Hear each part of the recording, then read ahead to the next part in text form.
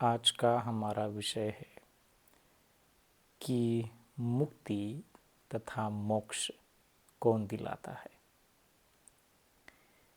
वास्तविक तौर पर यह विषय बौद्ध दर्शन के अनुसार ये कर्म पर निर्भर करता है। दुनिया में ऐसी कोई शक्ति या फिर ऐसा कोई सर्वशक्तिमान नहीं है कि जो हमें देख रहा है, जो हमारे कर्मों का कैलकुलेशन कर रहा है कि देखो तुमने ये किया है तो मैं तुम्हें मुक्ति नहीं दिलाऊंगा, तुमने इतने इतने अच्छे कर्म किए हैं मेरे लिए तो मैं तुम्हें मुक्त करा दूंगा। तो हमारी जो मुक्ति है वो मुक्ति हमने किसी और के हाथ में थोप दी। अब भले चाहे हम कौन से भी कर्म करें, वो जो है वही मुक्त करेगा। इस प्रकार से बुद्ध के पहले कुछ प्रकार की मान्यताएं चली आती थी और ऐसी भी मान्यताएं थी कि संसार में कोई भी ऐसा व्यक्ति नहीं है कि जो एक प्रकार से आपको देख रहा है, आपको कुछ कंट्रोल कर रहा है। ऐसे भी वर्ग था जो कि कर्म पर मानता था, लेकिन इस प्रकार से कर्म की आधार पर इतना जोर नहीं दिया करता था। तो इस बात को समझे। लेकिन जब सिद्धार्थ गौतम को बुद्धत्व प्राप्त हुआ तो उन्होंने इन सारी मान्यताओं का इस प्रकार से खंडन किया, इस प्रकार से स्पष्टीकरण किया कि जिस तरीके से आप सोच रहे हो वैसा नहीं है, बजाय कि इस तरीके से है। किस प्रकार से है कि कोई व्यक्ति किसी सर्वशक्तिमान या फिर किसी कार्यकर्ता पर निर्भर करता है कि वही मुझे मुक्ति दिलाएगा, या फिर वही कोई है कि जो मुझे कंट्रोल कर रहा है, मुझे नियंत्रित कर रहा है, तो यह एक मिथ्या मान्यता हुई, एक झूठी मान्यता हुई बौद्ध दर्शन के अनुसार। तो बुद्ध हमें कर्म पर जोर देते हैं कि इस क्षण मैंने ये कर्म किया है तो मुझे सुख मिलेगा, इस क्षण मैंने बुरा कर्म किया है तो मुझे दुख मिलेगा। तो मुक्ति तथा मोक्ष इस व्याख्या को ठीक तरह से समझ, नहीं तो हम किसी और अलग बातों में उलझेंगे। मुक्ति तथा मोक्ष का अर्थ है कि मैं अपने समस्त दुखों से मुक्त होना चाहता हूँ। मैं अपने चित्त में जितने भी विकार है, राग, द्वेष या मोह, जिसे 3 प्रकार के 3 विष या फिर 3 पॉइजन्स कहा गया, उससे मुझे मुक्त होना है। तो मुझे अपना काम खुद स्वयं ही करना होगा, भले मुझे कोई मार्ग दिखाता है। तो कर्म जो है, कर्म 3 प्रकार के हैं, कुशल कर्म, अकुशल कर्म और न्यूट्रल कर्म है कि जिसका कोई परिणाम नहीं आता। कुशल कर्म का परिणाम कुशल ही आएगा, जैसे हमने किसी व्यक्ति के बारे में अच्छा सोचा, करुणा जगाई। बुरे कर्म माने किसी व्यक्ति के प्रति हमने क्रोध जगाया, भय जगाया, तो इस प्रकार से बुरे कर्म हो गए, काया के, चित्त के और वाणी के। लेकिन कर्म ही है कि जो हमें मुक्ति की मार्ग पर आरूढ़ करते हैं। कि जैसे ही मैंने अपने चित्त को सुधारने का प्रयास किया, मैंने चित्त को शांत करने का प्रयास किया साधना के आधार पर, और उसके पश्चात में प्रज्ञा का मार्ग अपनाया, और उस रास्ते पर कदम कदम कदम चलते हुए मैं धीरे धीरे मुक्त हो रहा हूँ। मुक्ति का अर्थ ये नहीं है कि मेरी आत्मा है, मेरे कुछ विचार है, मुझे कोई कंट्रोल कर रहा है। अब सारी मेरी मान्यता, सारा मेरा दर्शन आपके चरणों में है, आप ही मुझे मुक्ति दिलाई। यह केवल मिथ्या विचार हुआ जो कि हमारे विवेकता को बिल्कुल सराहनीय नहीं है। बुद्ध इस पर बहुत जोर देते हैं कि क्रोध तुमने जगाया है चित्त में, भला तुम्हारा क्रोध और दूसरा कोई क्यों दूर करेगा। यह एक लॉजिक वाली बात है, भले ही कुछ लोग नहीं समझेंगे, समझने के लिए उतनी विवेकता होना भी ज़रूरी है, और इतना भी सिंपल है, इतना जटिल नहीं है कि इस बात को हम समझेंगे नहीं, या फिर ये समझ के बाहर है, समझ के परे है। इस क्षण मैंने मेरे चित्त को क्रोध जगाया। भला कोई एक ऐसा व्यक्ति है कि जो सर्वशक्तिमान है, जो बैठा है किधर, वो मुझे देख रहा है, वह व्यक्ति मेरे चित्त का क्रोध किस प्रकार से दूर कर सकता है? नहीं कर सकता। जिस तरीके से इसी चित्त में किसी व्यक्ति के प्रति, किसी प्राणी के प्रति करुणा जगाई, मैत्री जगाई, तो हमें खुद ही खुद उपहार मिलता है। तो निर्भर क्या है? चित्त है। निर्भर हमारा मन है, जहाँ पर क्रोध जगता है, जहाँ पर दुर्भावना जगती है, जहाँ पर करुणा भी जगती है, मैत्री भी जगती है, उस पर हमें काम करना है। जो हमारे चित्त में अच्छे गुण हैं, करुणा है, मैत्री है, लोगों के प्रति प्यार है, वो हमें बढ़ाना है। और ऐसे भी अकुशल कर्म है, क्रोध है, हिंसा है, दुर्मनस्य है, वासना है, उसको दूर करना है धीरे धीरे। और यह कैसे होगा? यह होगा हमारी दैनिक साधना से। हम केवल कितना भी पाठ करते रहे, बुद्ध ने ऐसा कहा है, भले ही कोई सर्वशक्तिमान है कि जो ये भी कहता है कि वह मुक्ति दिलाएगा, वह मुक्त कराएगा, वो भी ठीक है, मान्यताएं हैं, हम मानते आ रहे हैं। लेकिन हमें अपना क्रोध, जो भी है मुक्ति की व्याख्या, जो लोग मानते हैं कि कोई सर्वशक्तिमान है, कोई विधाता है कि जो मुक्त कराता है, वही दुख देता है, भले हमने अभी किसी को चोट पहुंचानी है, किसी को दुख देना है, तो सबसे पहले क्रोध कहाँ जगेगा? क्रोध तो ऊपर वाला नहीं जगाएगा, क्रोध तो कोई सर्वशक्तिमान नहीं जगाएगा। क्रोध जगेगा भीतर। कोई बाहर से तो क्रोध ऐसा नहीं कि किसी ने बूंद डाली, किसी ने हाथ लगाया और हमें क्रोध आ गया। तो निर्भर करता है कि यहाँ पर क्रोध जगता है, चित्त पर क्रोध जगता है, तो हमें काम वहाँ पर ही करना होगा। तो इस प्रकार से समझे कि किसी जटिलता में नहीं फंसे, किसी मिथ्या दर्शन, किसी मिथ्या वाणी के अधीन में जाके अपने दुख को और बढ़ावा नहीं दे। अपना दुख दूर करने के लिए हम किसी गुरु के पास जाते हैं कि वह कुछ करेगा, भले ही वह आपको मंगल मैत्री दे, भले ही वह आपका सोचे, मंगल कामना दे, काम तो हमें ही करना है।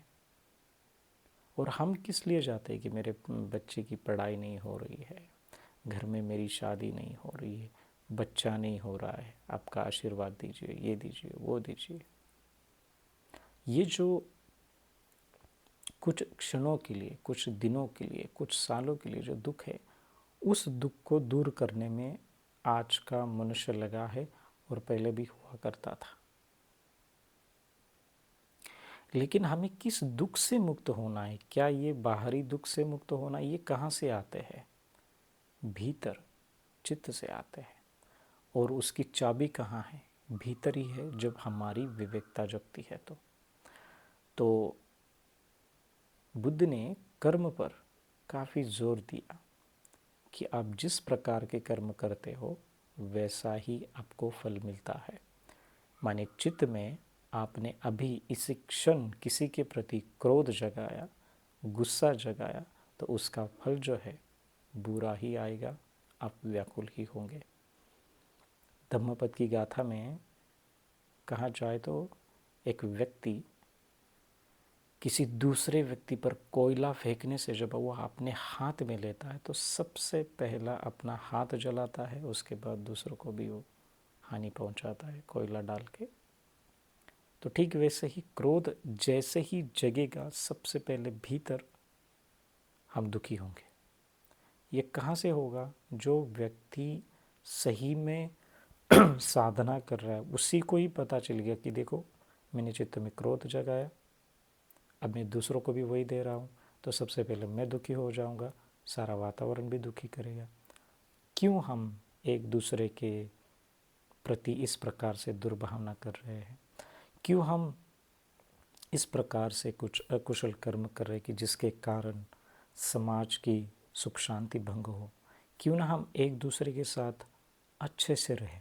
भले ही जो भी मान्यताएं हैं, जो भी हमारे दार्शनिक दर्शन हैं, उनका स्वीकार करके हमें आगे बढ़ना है, बजाय कि विवेकता के साथ।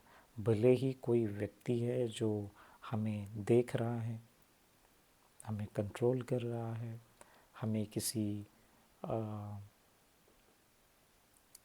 किस प्रकार के कर्म किए, किस प्रकार के कर्म करनी नहीं, ऐसा कैलकुलेशन लिखता है, भले ही हम उसको माने।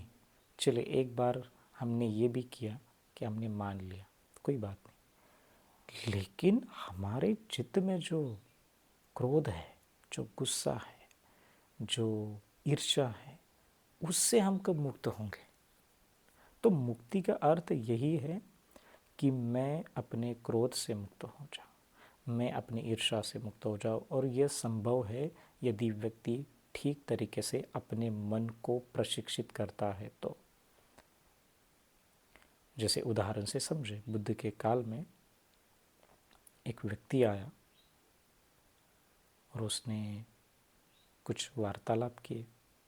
वार्तालाप के पश्चात बुद्ध ने पूछा, उसने यह पहले इस प्रकार से पहले प्रश्न पूछा कि भगवान, आप रहते हैं इस संसार में, आप मरने के बाद आप फिर से आएंगे, ये पृथ्वी रहेगी नहीं रहेगी, मनुष्य लोग रहेंगे नहीं रहेंगे, प्राणी रहेंगे नहीं रहेंगे?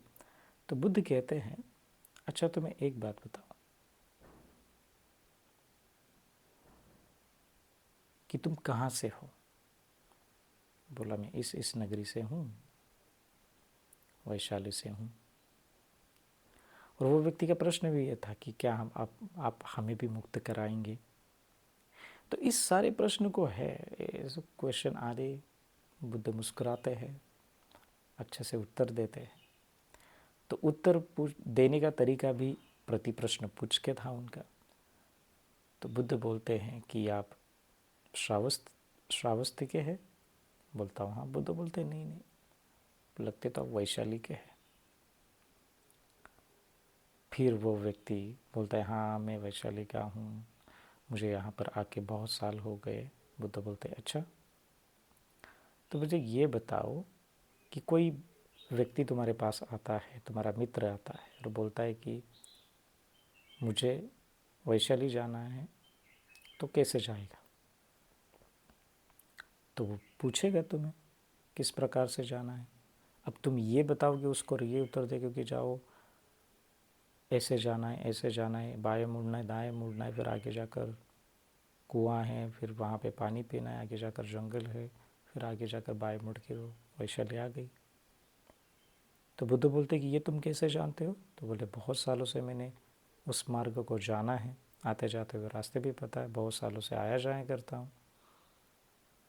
तो अच्छा ये बताओ, जब तुमने उस व्यक्ति को बताया कि तुम ऐसे जाओगे, दाएं मुड़ोगे, बाएं मुड़ोगे, वहाँ पर कुआं आएगा, उसके बाद जंगल है, उसके बाद दाएं मुड़ने के बाद वैशाली आ जाएगी, जब तक तुम बता रहे हो तब तक क्या वो व्यक्ति पहुँच भी गया होगा? तो बोले, नहीं भगवान, उसको तो अपने खुद के मार्ग पर चलना है, जब वो खुद जाएगा तभी तो वो पहुँचेगा। तो बुद्ध बोलते, वही तो मैं बता रहा हूँ तुम्हें कि मैंने इस मार्ग को जाना है, बताने का मेरा काम है। इस तरीके से नहीं कि मैंने आप लोगों को सिखाना शुरू कर दिया और तुम लोग पहुंच गए, बिल्कुल नहीं। क्रोध में जगाऊं, भय में जगाऊं, और कोई दूसरा मेरी क्रोध और भय को दूर करे, नामुमकिन है, मुश्किल है। जिस प्रकार बुद्ध कहते हैं कि मैं तुम्हारे कर्मों को धो नहीं सकता, मैं तुम्हारे पाप कर्मों को अपने सिर पर नहीं ले सकता कि मैं तुम्हें मुक्त कराऊं, ऐसा बुद्ध ने कहीं पर भी दावा नहीं किया है। बुद्ध एक वैज्ञानिक की भांति है, एक गुरु की भांति है कि जो ठीक सटीक तरीके से बताते हैं लोगों को। तो बुद्ध बोलते हैं कि यदि तुम चित्त में राग है, द्वेष है, मोह है, यह मार्ग है, शील का मार्ग है, समाधि का मार्ग है, प्रज्ञा का मार्ग है, आर्याष्टांगिक मार्ग है, साधना है, विपश्यना है। उस मार्ग को अपना और धीरे धीरे आगे चलकर तुम खुद पाओगे कि स्वयं का कल्याण हो रहा है। धीरे धीरे अपने जो चित्त में इतना जटिलता से भरा हुआ है, इतनी गांठें हमने बांध के रखी है, थोड़ा कुछ हुआ तो ऐसा लगता है कि मन में किसी ने तेल डाला हो अपने शरीर पर और एक जो प्रतिक्रिया होती है, किसी ने हमारे बारे में बुरा कहा तो ऐसा लगता है कि वो कही नहीं, किसी ने हमारा अपमान किया तो लगता है बदले की भावना हो। यह नहीं होना चाहिए। हम जिस भी धर्म से हो, हम आस्तिक हो नास्तिक हो, लेकिन क्रोध तो जगाते हैं। आस्तिक व्यक्ति भी क्रोध जगा के उतना ही व्याकुल और दुखी होता है जितना कि नास्तिक व्यक्ति भी क्रोध जगा के व्याकुल होता है। तो फर्क क्या है? कुछ नहीं है। वास्तविकता क्या है? मुझे अपने क्रोध से, राग से, द्वेष से मुक्त होना है और इसको लेकर के मुझे सही रास्ता अपनाना है। उसको लेकर के मैं गंभीरता से प्रयास करूँगा। भले ही जैसे जैसे चित्त सुधरता जाएगा, बाहर के काम अपने आप अच्छे होते जाएंगे। एक निसर्ग का नियम है, लेकिन उस मार्ग पर तो हम चले तो हमारे मुक्ति जो है हमारे खुद के हाथ में है। बुद्ध कहते हैं कि अत्ता ही अत्तनो नाथो, अत्ता ही अत्तनो गति। आप ही आपके नाथ हो, माने आप ही आपके मालिक हो और आप ही उस मार्ग पर चलकर अपनी गति बनाते हो। गति वो आपकी दुर्गति भी हो सकती है, सुगति भी हो सकती है। तो सुगति ही बनाए, अपने चित्त को निर्मल करते रहे, पवित्र करते रहे, जो सभी प्राणियों के प्रति, जो सभी लोगों के प्रति इस मान्यता, देखो मैं इस मान्यता को मानने वाला, मैं इस दर्शन को मानने वाला, ये एक और रखे।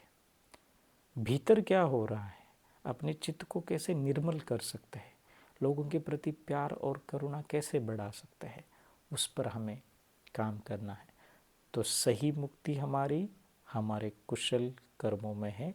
हम कुशल कर्म करें तो हम सही में अपने विकारों से मुक्त हो सकते हैं।